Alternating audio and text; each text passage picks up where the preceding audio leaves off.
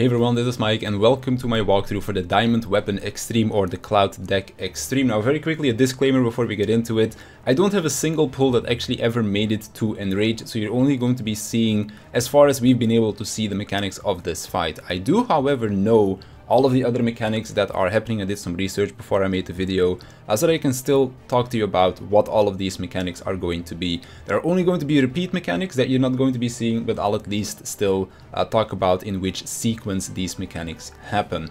Before you start pulling the boss, you'll want to split yourself into two light parties, aka one tank, one healer and two DPSs on the left side or on the blue platform, and then the same thing on the right side or on the red platform. Both of the tanks will also be wanting to start in their tank stance and always stay away from the group.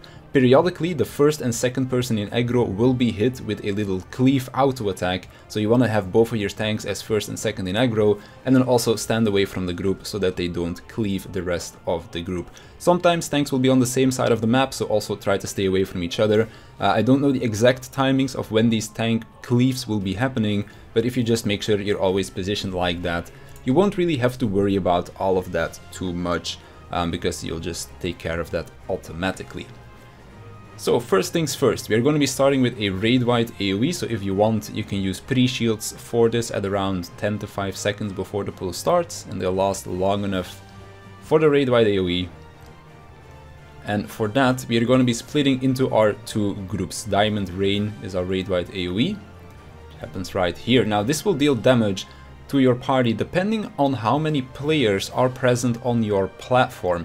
It is possible, we've had it with up to 6 people on one side.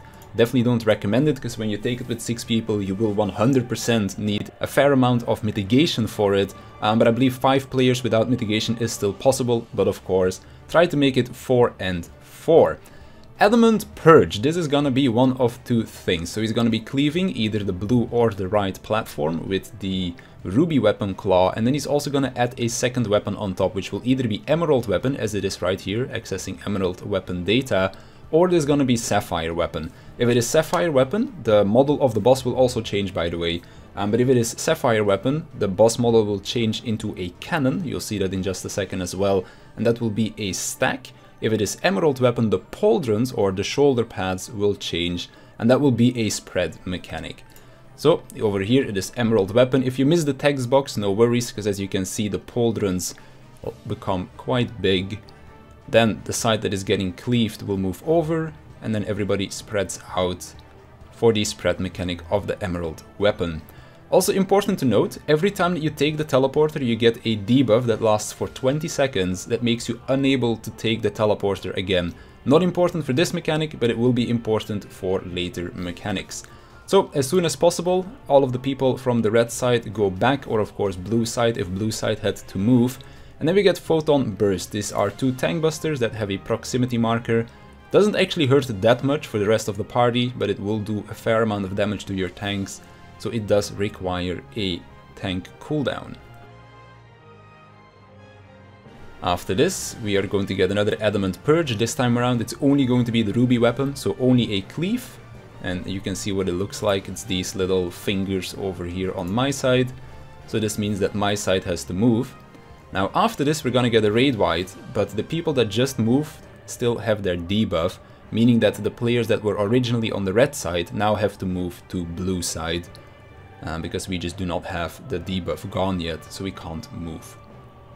So raid wide goes out, and then now we are going to get the reverse. Also, by the way, these laser beams, those were the ones that I was talking about first, that go on the first and second in aggro, which is why it's important that both of your tanks are first and second.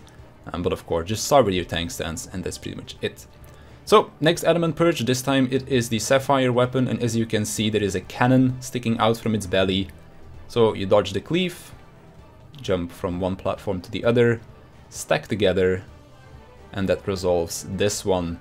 After this there is still going to be one more tank buster, the same Photon Burst as before, but everybody else can just stay on the same platform. This is only the tanks that will need to move away from each other for this one. And then we go into phase number 2. It's quite a bit of time over here, so you can just take your time doing some damage. And then we go into downtime the phase, because there's gonna be a lot of times where you will not be able to hit the boss. So he's gonna be switching into the dog form, or whichever this form was called. And then the first thing that he'll do is he's going to jump onto both of the platforms. There will also be hands spawning over here. Now, depending on your tether, you need to basically create this purple line over here. You create this purple line by being on the opposite platform of your glove that you are tethered to. If you're too close, you can see these arrows, and it's also a more pinkish color instead of purple. And the way to handle this is as follows. So if you are with the tether and you need to go to the other side of the platform, you can stand on this little indicator on the map over here.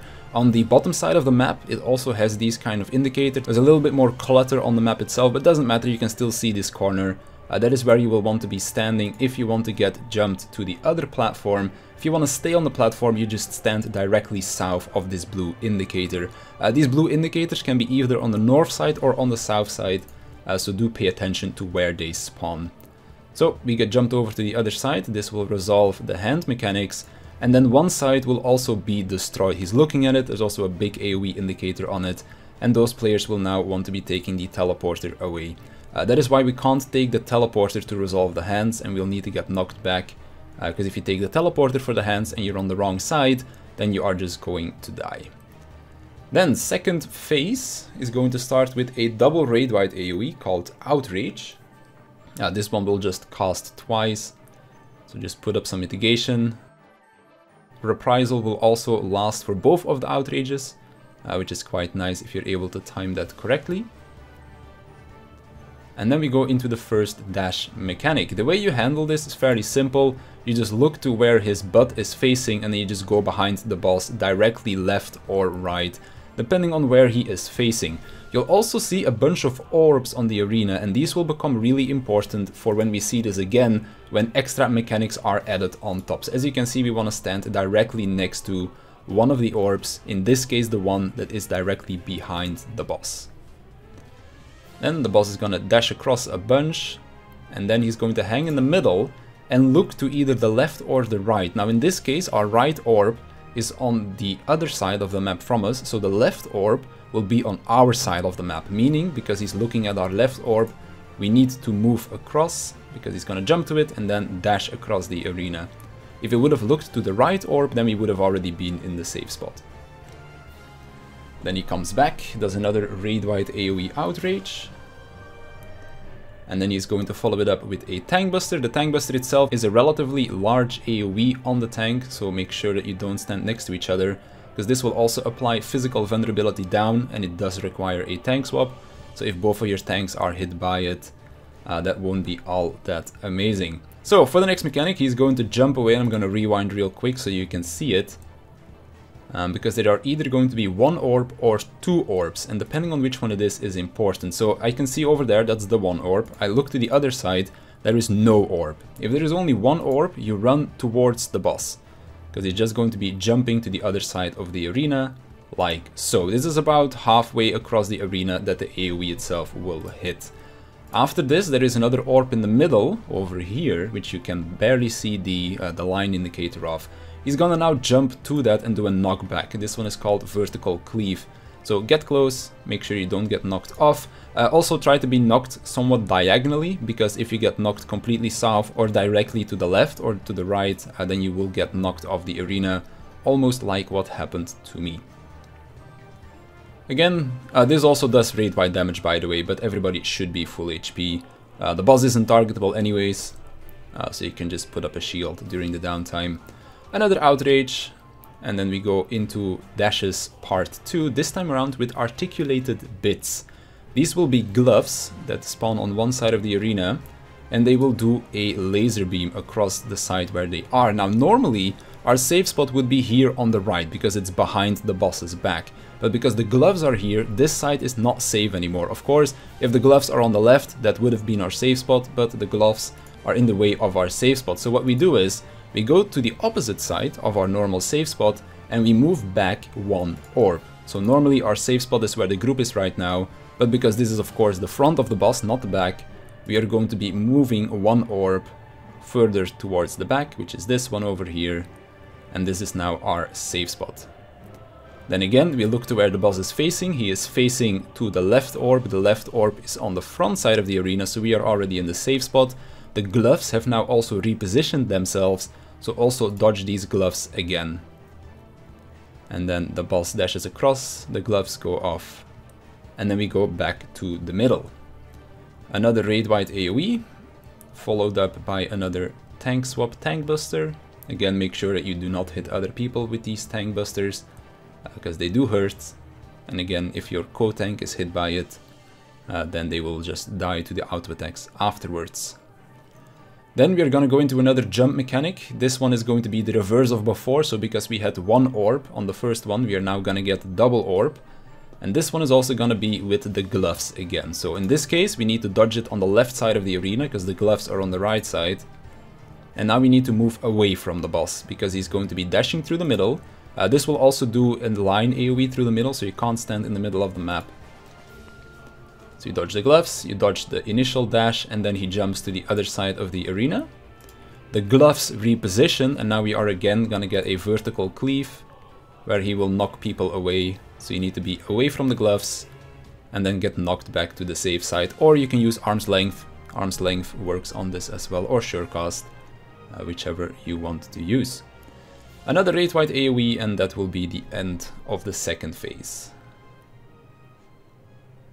You again have a little bit of time before he starts morphing back into the normal diamond weapon.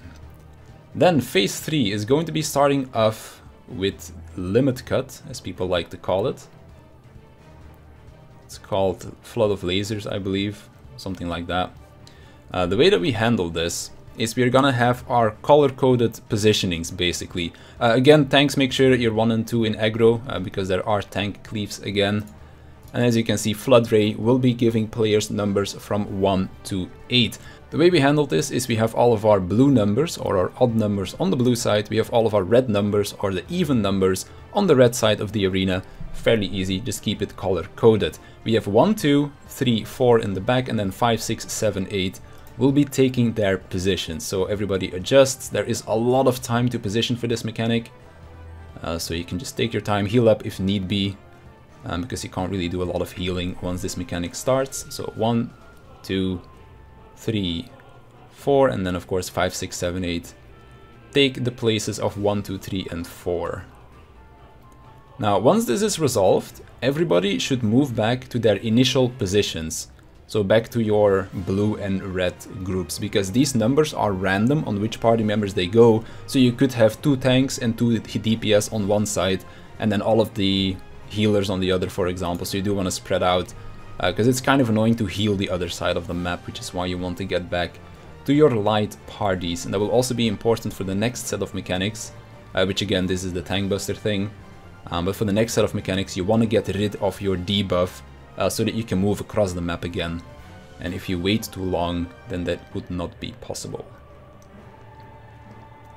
So over here we have another set of articulated bits, aka the hands spawning.